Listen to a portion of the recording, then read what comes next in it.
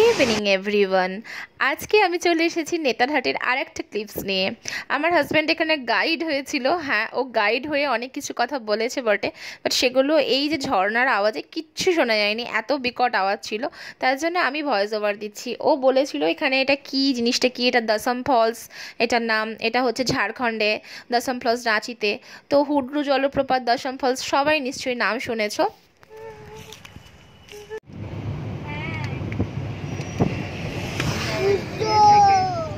এদিকে টাকা বাবু, এদিকে টাকা। পাহাড়ের ভেতর দিয়ে যাচ্ছি, দেখো। দেখেছিস বাবু? ভালো লাগছে।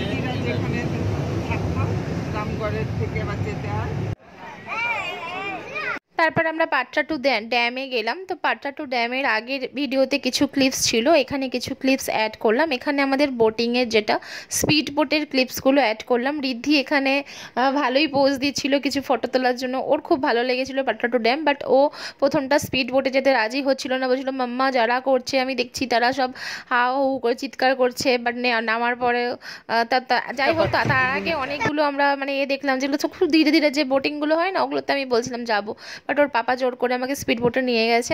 আমার লাইফের এটা ফার্স্ট এক্সপিরিয়েন্স, কেননা এর আগে আমি কোথাও আর কি স্পিড বোটিং করিনি।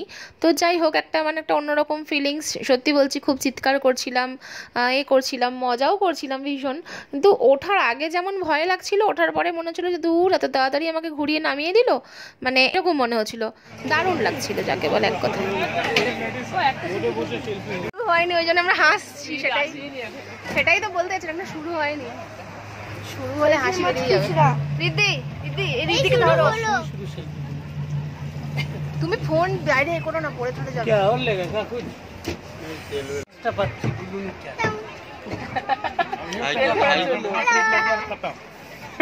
এক্ষুনি চালু হয়ে যাবে, এই ফোন পড়ে যাবে।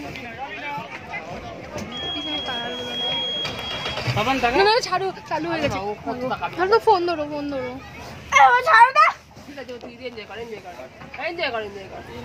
বাবু দেখ, সামনের দিকে তাকাতে থাক। এই মেয়েকে ধরে রাখো। না আমার ভয় লাগছে।